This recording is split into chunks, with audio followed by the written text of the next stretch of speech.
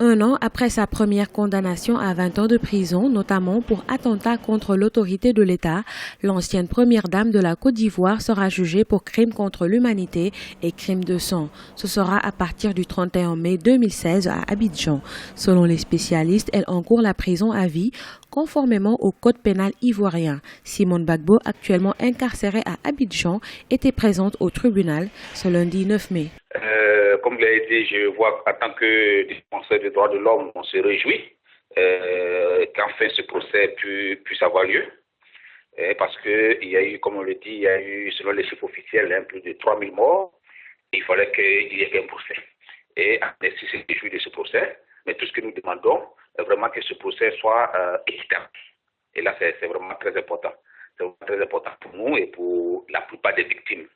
Et nous, par contre, ce qu'on peut ajouter, c'est qu'au-delà de Mme Gbagbo, que ce procès soit ouvert pratiquement à toutes ces personnes qui ont commis des crimes contre l'humanité pendant la crise en Côte d'Ivoire.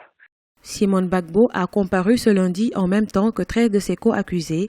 Les avocats de l'ex-première dame ivoirienne dénoncent la composition des membres du jury.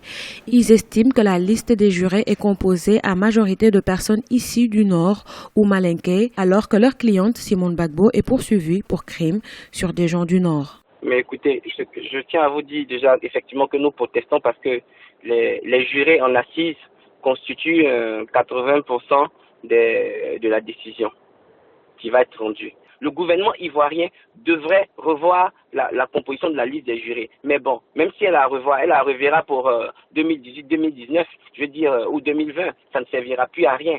Âgé de 66 ans, Simone Gbagbo se présentera le 31 mai devant la cour d'assises ivoirienne. L'État ivoirien refuse son transfèrement à la Cour pénale internationale. Les autorités se disent en mesure d'assurer en toute équité le procès de l'ex-première dame ivoirienne.